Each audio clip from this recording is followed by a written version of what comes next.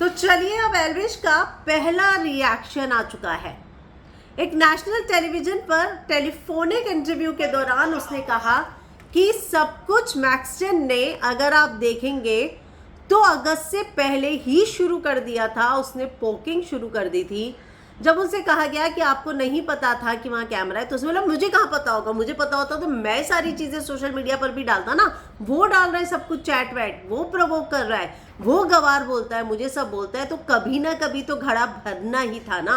तो ये बात एल्विश कहते हुए नजर आ रहे हैं और वो साफ कह रहे हैं। ये देखिए, मैं आपको कुछ सुनवाती हूँ उनका। तो एल्विश क्या आप ये बोल रहे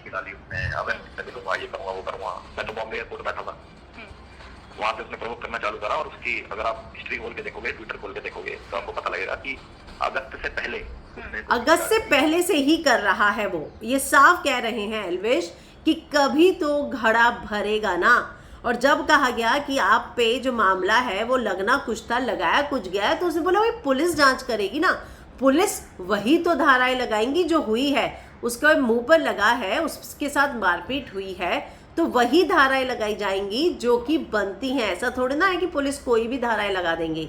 तो एल्विश ने अब इस तरीके से रिएक्ट किया है और एल्विश की बातों से ये साफ है कि उसका ये कहना है कि उसे प्रवोक किया गया।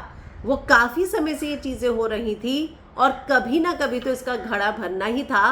उसने जानबूझ के प्रवोक किया, उसने बुलाया, उसने कैमरा लगाया और ये सब चीज़ें की हैं।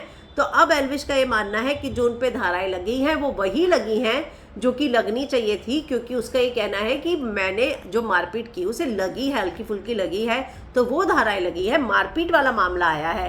तो जो मैक्सटन कह रहा है कि उस पर ये वाली धारा लगनी चाहिए कि उसने मुझे जान से मारने की धमकी दी, तो उसने कहा कि भाई ऐसा तो कुछ भी नहीं है।